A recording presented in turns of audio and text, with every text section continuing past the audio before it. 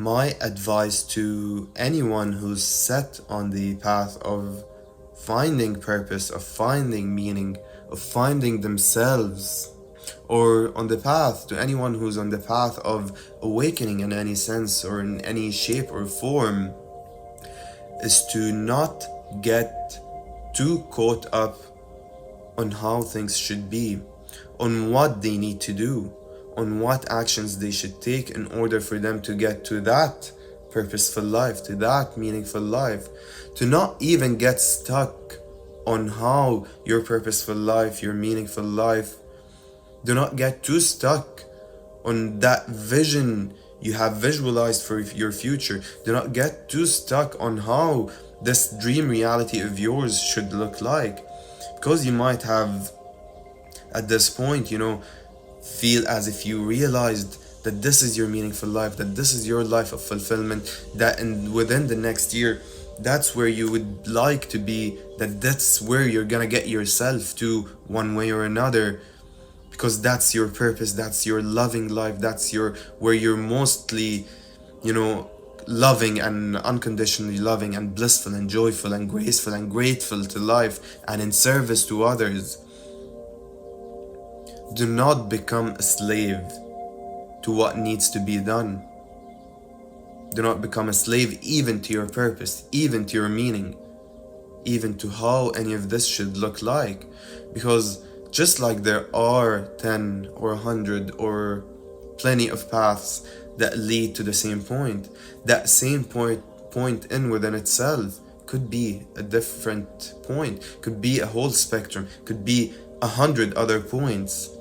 You might feel as if this is your life of fulfillment, that this is your life of meaning, that this is your true self, that this is the life that's mostly suitable with who you are now.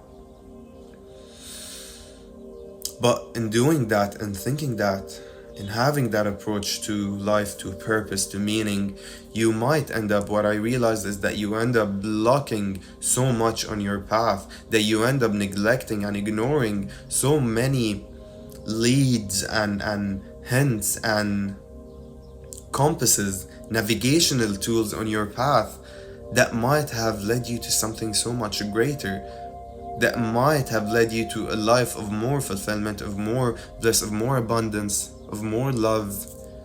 But simply because you were so set on that future, you were so enslaved by what needs to be done in order for you to get there as soon as possible, as fast as possible, in order for you to manifest that reality within the next year, you end up, your brain filters all of those out of your reality, out of your perspective.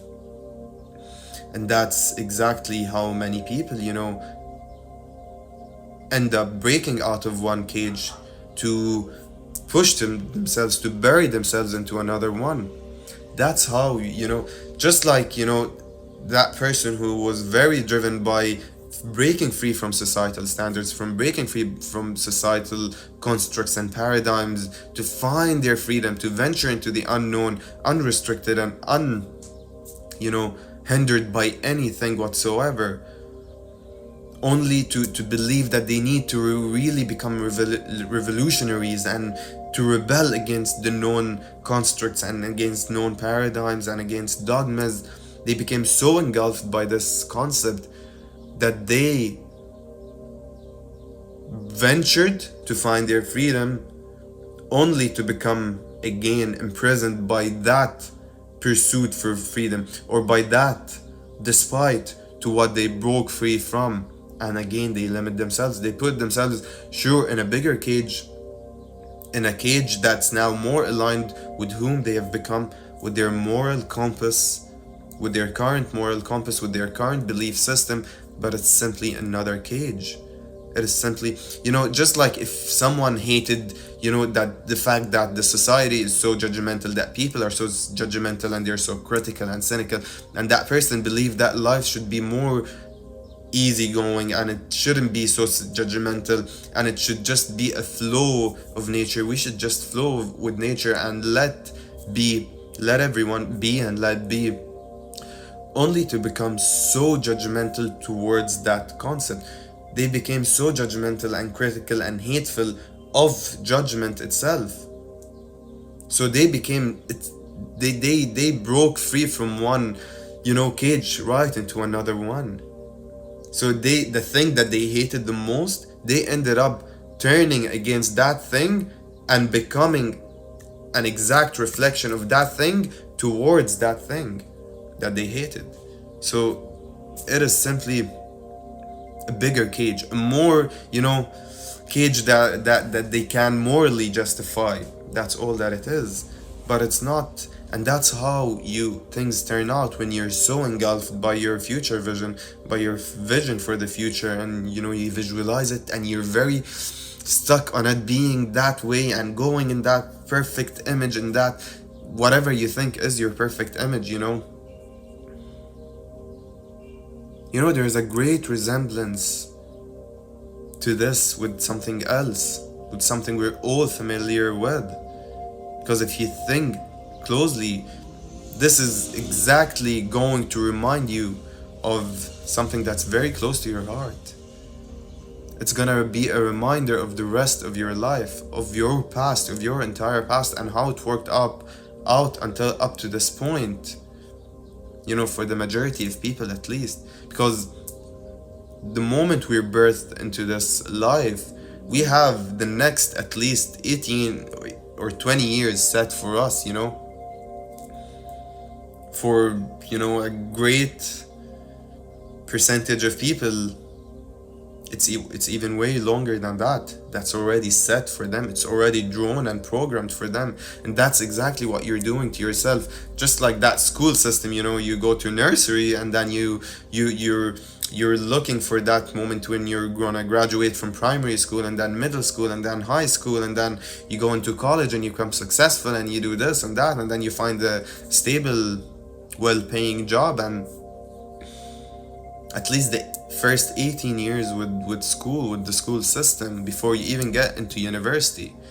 And then there's another 5 years, and then there's the rest of your life that might been programmed for you. It's preset.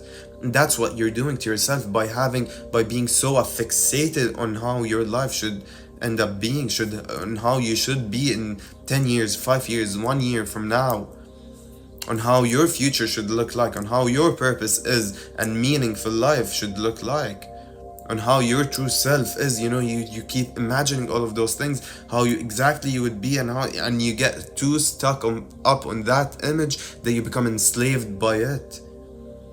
You end up letting your dream reality be the same exact thing that holds you back in your pursuit, in your path towards your dream reality. In your pursuit of your dream reality, you create another whole system of blockages, another whole self-limiting paradigm, and you live within that cage.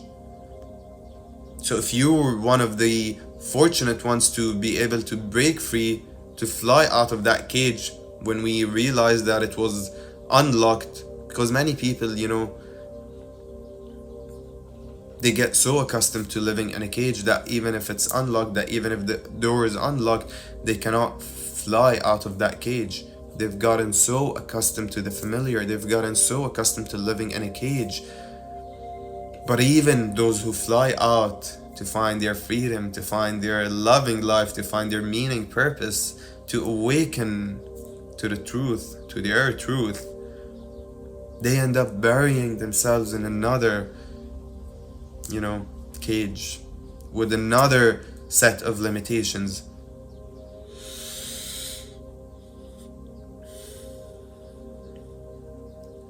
And just like that, that's how it works out. You end up getting back in that rat race, in that hustling cycle, in that same school cycle of everything being so known, and it's so boring. There isn't even fun anymore in it. It is something that you feel just obliged to indulge in, almost. If that's how you make your purpose to be, then it's really very boring. It's very uninspiring. And it even stops being your purpose. Your belief system is gonna drive it away, because you're gonna end up hating it when you're so stuck on how things should work out, on what needs to be done, when you're so enslaved by what needs to be done. you're gonna get fed up, sooner than later, one way or another. So don't believe that don't be too caught up. Let it be up to spontaneity, to let things flow a little bit.